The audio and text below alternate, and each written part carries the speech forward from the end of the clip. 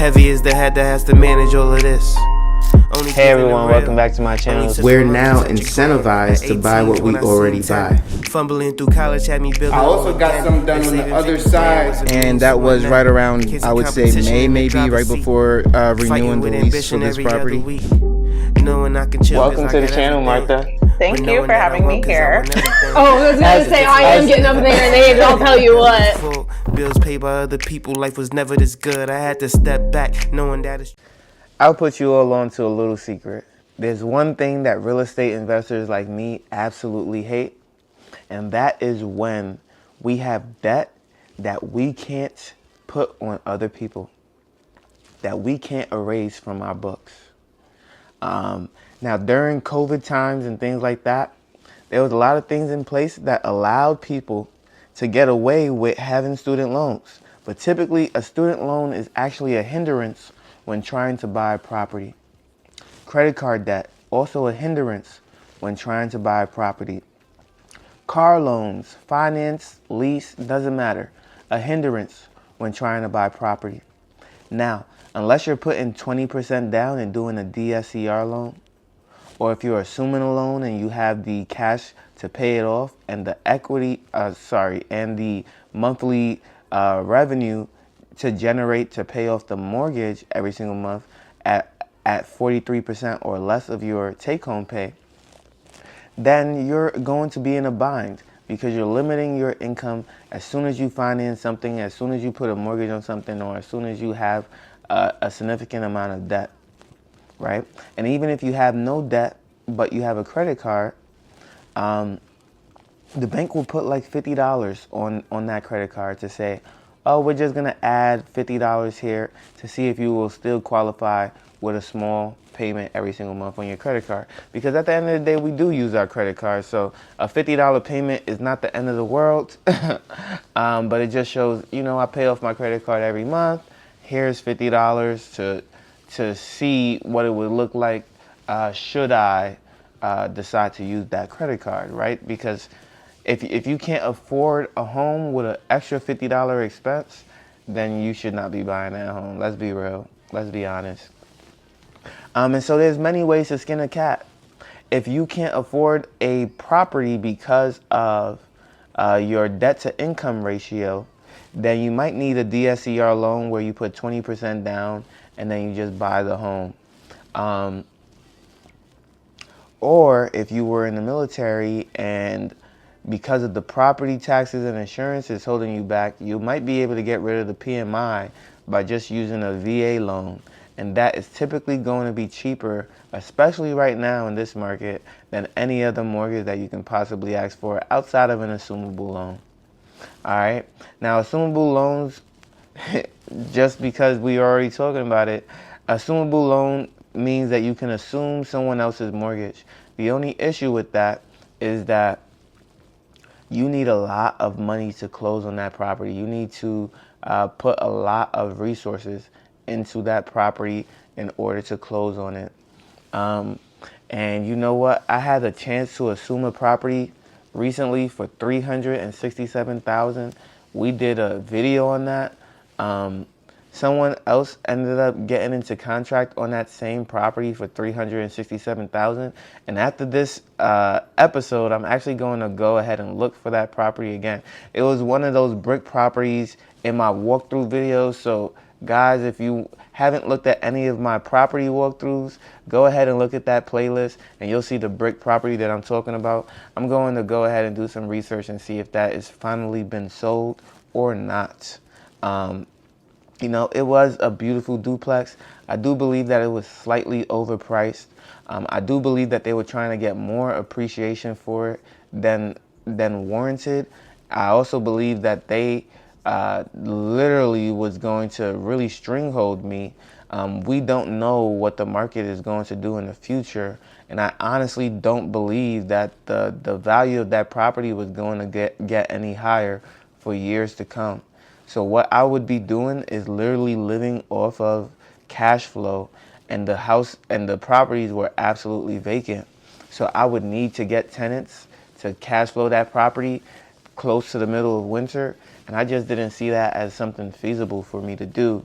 because I haven't been in that situation where I had to find tenants in the winter outside of renting by the room, and that is hard on its own. So I couldn't imagine trying to find 2 tenants for a duplex in the middle of winter. That would have sucked. That would have absolutely sucked. My agent wanted to take less in order to get the deal done.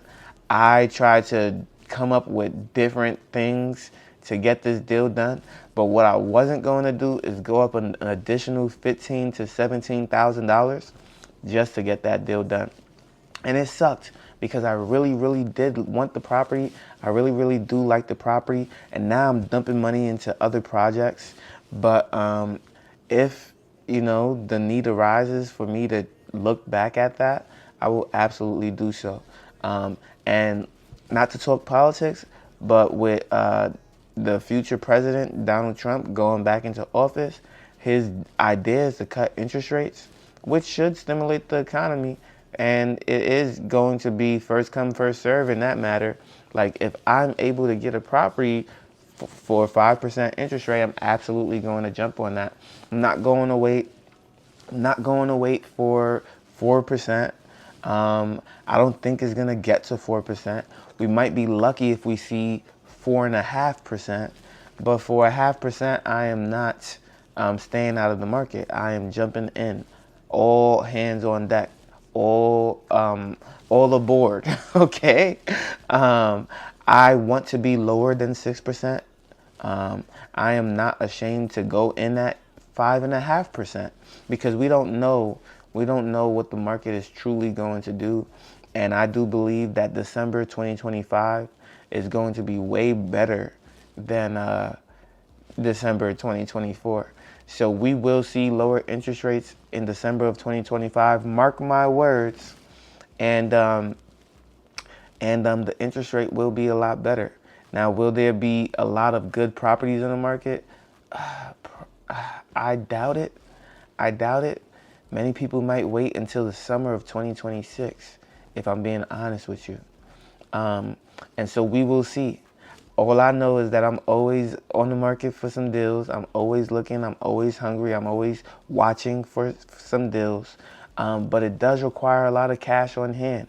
A lot of these properties are only getting more and more expensive, and you're going to need cash.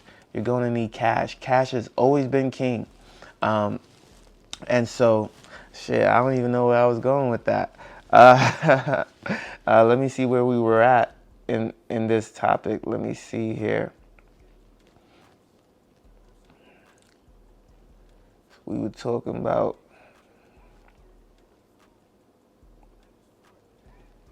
see what we were talking about here.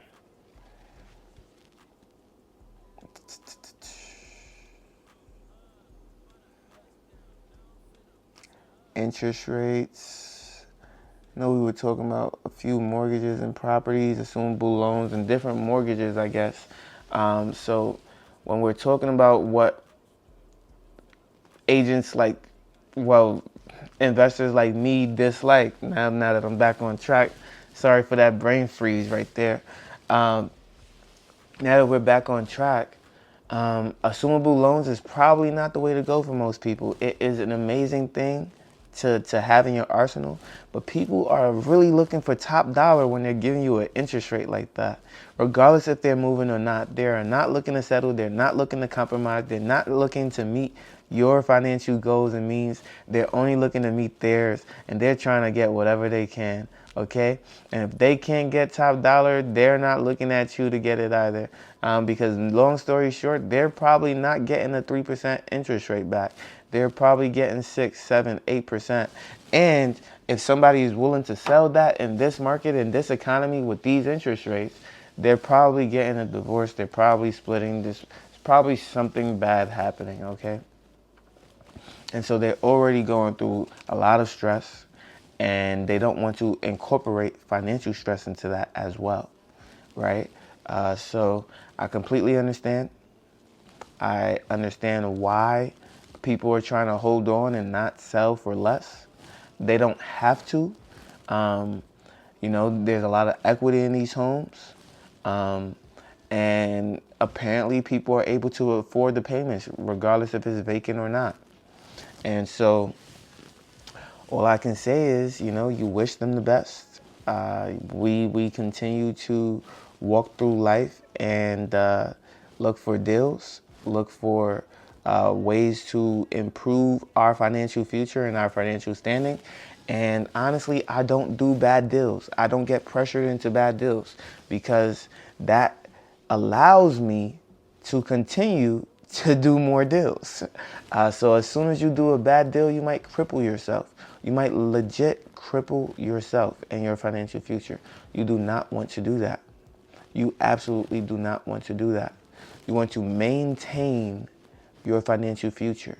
And in order to do that, you cannot, I repeat, you cannot take on bad debt and bad loans. If you ever watch or read Rich Dad, Poor Dad, they talk about how that deal, how his first deal would have cost him money. Which means if you're already losing money, how many more deals can you do before you can't do any more? Maybe 2, maybe 3.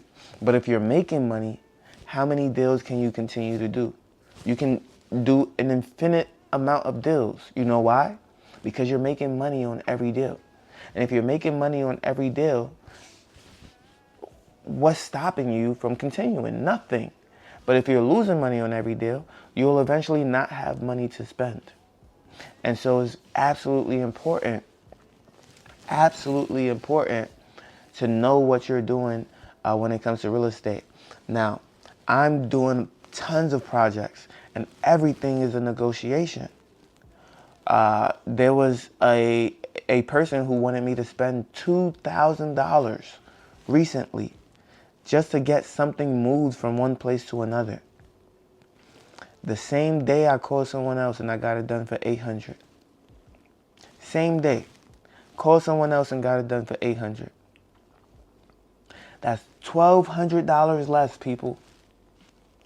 So if you just say yes, yes, yes, yes, yes to everybody and you don't take action to actually understand what is going on and what you should be doing and how you should be doing it, you'll just be spending money out the wazoo. Right? There was somebody great that I just found that I would absolutely work with in the future. But I said, you know what? Let me call up my family member and see if they're willing to work with me on this project. Now, they may come, they may do a great job, they may not. But either way, I took a chance to work with the family member first and see what happens. Now, if they don't do a great and stellar job, then I'll go with the professional who I know will do a great and stellar job and it's just great energy and great to be around. At the end of the day, closed mouths don't get fed. So building those relationships and having those people that you can count on and rely on is absolutely important. And understanding like, hey man, if it's free, like it just makes sense. But I will pay you if the need arises, right? Because at the end of the day, it's all a need. Nobody rents from me because they just want to rent. No, it's a need. They need to rent. And they chose this place, right? Now it's a choice of where you go, but it's a need of what you are doing, right? And so what I'm doing is a need for me because this is what I've wanted, but it's a choice of who does it and when it is done, right? And so I implore people, especially in places where you can negotiate. I don't negotiate everything. I don't negotiate on food. I don't necessarily negotiate on clothes. Maybe a watch or two. But when it comes to real estate, I absolutely do. When it comes to what makes me money, I will negotiate. Because the more I negotiate, the more I don't have to negotiate in everything else, in every other aspect of my life. So if you like this video, make sure you leave a like, comment, and subscribe to the channel. You know I post every single day. Well, no, I don't anymore. But I post on YouTube, Rumble, and Spotify for podcasters, and Apple Music for podcasters. And I can't wait to see you on the next one. Peace.